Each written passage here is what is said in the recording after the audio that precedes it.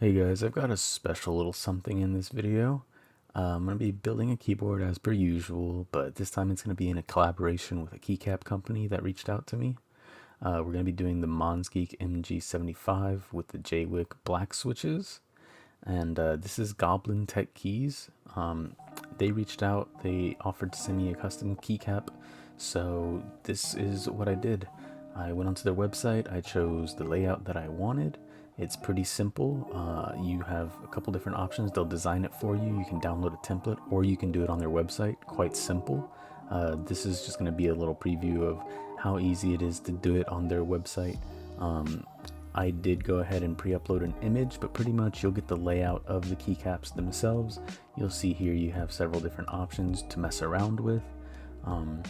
They have some presets that you can do. I believe if you save them, you know, if you're kind of messing around, want to give yourself different options, those will get saved there.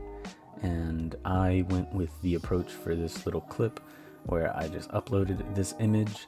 You pretty much drag it and drop it over the keycaps. You can resize it, kind of place it where you want. And if you wanted this keycaps of this sunset, you know, from morning to night, that's pretty much all you have to do. Real simple, real easy. I'm really excited to show you guys what I went with and how they came out, because I was astounded. You know, I wasn't sure how good the printing quality on stuff like this could be, and it blew my mind.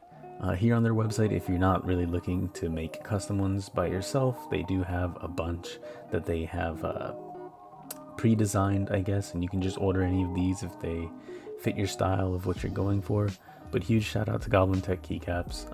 You know, these blew my mind. I can't wait to show them off to you guys. But you know, let's hop into the intro and then get into building this keyboard.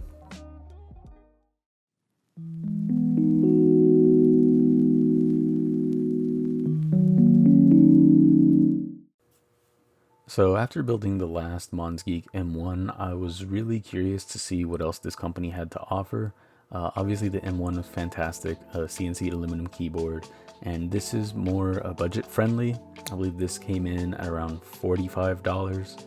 It's a plastic keyboard, 75%. This one does not have a knob, but you know, some people don't really need it. It's not a necessity. So I decided I would pick it up and give it a try. This is compatible, I believe it's Windows, Mac. It is 2.4 gigahertz. It does come with a little dongle. And the only thing I have to say negative about this keyboard as far as taking it apart is this shroud. You will see here in a bit when I try getting to it, I actually cut out a good bit of me fiddling around with it. I found the best thing to do was have a spudger to get in there, and you see me here using it. Yeah, if you have something like that, I mean, you could use like a flat head. Just be very careful. You don't want to leave any marks in the plastic. But yeah, that was the biggest problem that I encountered building this thing. But taking it apart, aside from that, quite a bit of screws, go in there, take those all out. You know, it was quite nice. Honestly, for a $45 keyboard, 75% layout, it's pretty solid keyboard. It does have quite a bit of foam in here, which is awesome. This isn't super dense stuff, but anything you throw in that can help dampen any of the hollowness in here, I find I'll take it. You know, if it saves me having to cut out a bunch of pieces of foam or anything, that's great in my eyes. So as you can see here, you have the two connectors. One's for the battery and one is just straight up for the keyboard itself. I like when they have the connectors like that, just so it makes it to where it's harder for me to mess anything up, right? And then you want to be careful with the little slider that lets you go from USB to Bluetooth, or 2.4 gigahertz, excuse me. Other than that, this thing was pretty simple to take apart. So taking all these screws off, you can see there's some foam here, some pour-on foam, I believe, and a little sheet of PE foam, which is nice with the cutouts. You don't have to be pushing anything through with the pins and risking bending anything. And here I'm just going to take out these stabilizers and get them ready for my favorite part of building a keyboard. I'm sure you can tell how excited I am, and that is messing around with these stabilizers. These stabilizers, for a keyboard at this price point, I gotta say, they weren't that bad. I couldn't get them sounding perfect. I don't know if any stabilizers ever sound perfect, just because these that come included are usually not the best. You know, if you're buying some Duroc V2s or something, yeah, those are going to be fantastic. Those are going to be great. But here, you work with what you get, right? You're paying this much. You kind of want this all to work without having to throw in any extras. And these did a pretty good job. They do come factory lubed, so as you can see here, I'm going ahead, taking this as much of it off as I can with just some paper towel. And then I'm going to go in and do the standard thing of lubing them. Nothing crazy, you know, I'm sure you guys have seen this plenty of times, whether it's in my other videos, any other video dealing with building a keyboard. It's simple. You grab your lube, you put it on the stems.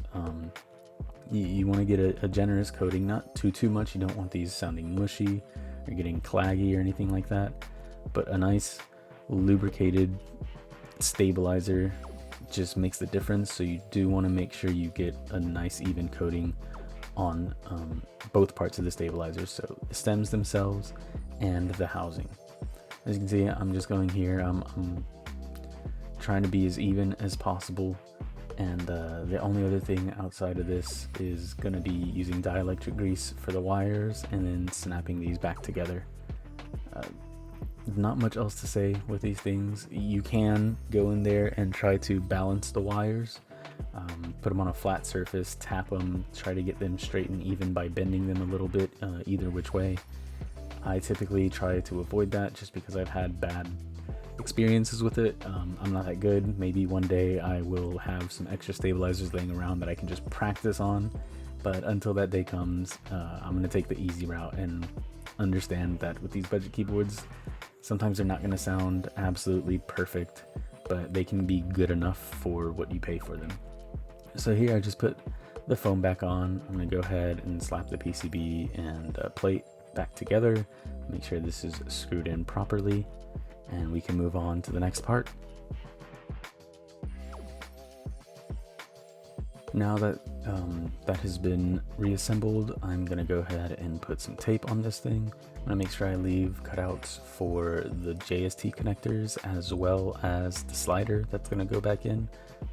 I've had some issues in the past with some keyboards that I've built where I kind of forget the little sliding part. One of the first keyboards I ever built with the little slider, I taped it right over the thing, and when I went to reassemble the keyboard, I quite literally snapped the little plastic piece on the slider off, and that keyboard ended up being a wired only keyboard. So yeah, make sure you're careful with that, because it can be quite an unfortunate event if you break the keyboard and you're relying on it being a wireless keyboard. Here I'm going to go ahead, just reassemble this, plug these back in, and here I show myself putting the slider in. I cut it. That's the most finicky part of putting this thing back together. I guess I was just a little haunted by my past, and I was trying to be very careful. It took me quite a couple tries to make sure I had that centered properly to where I wasn't going to break anything. But in reality, if you're just a little careful, make sure you go nice and slow and just slam this thing back together, you should have no issues with that. Go ahead and screw all these things in. These are some JWK black switches. They come factory lubed, and honestly, factory lube wasn't the best, but it wasn't bad. And I think a pack of 90 of these cost me around $25, something like that. I'm gonna take it. It saves me, 2.5 hours of popping these things open, lubing them, putting them back together. And when I say not that bad, I really mean not that bad, guys. Like, these are pretty solid. I'm really happy with the way they sounded. Now that this is all on, pop the shroud in, and we're gonna move on to these keycaps.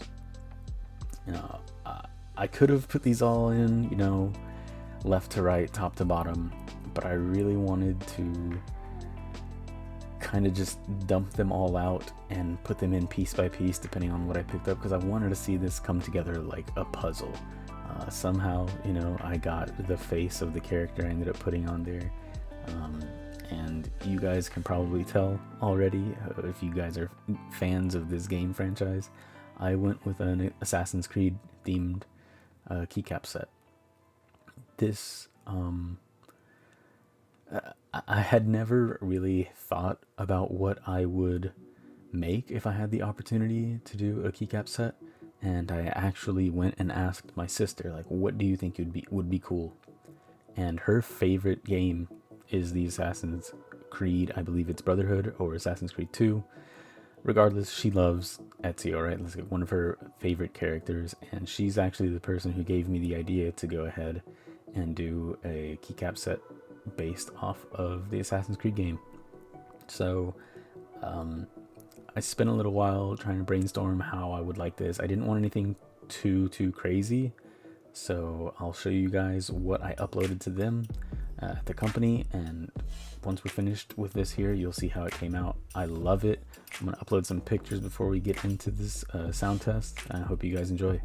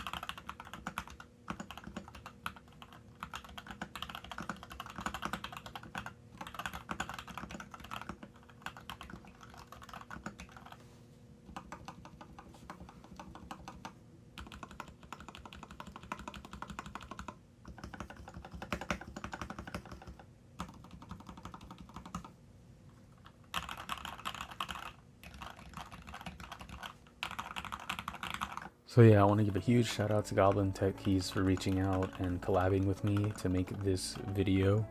I really appreciate you guys for working with me, sending this thing out.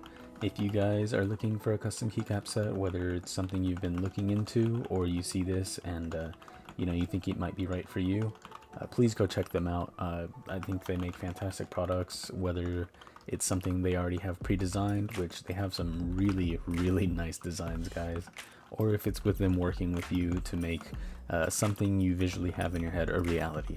They were super nice to work with, super nice guys over there, and the turnaround from the time when I sent them my idea to them arriving was about a week. So I mean, that's faster than some things come when they're ready to go. So if you like the video, please subscribe, like, and check them out. Later, guys.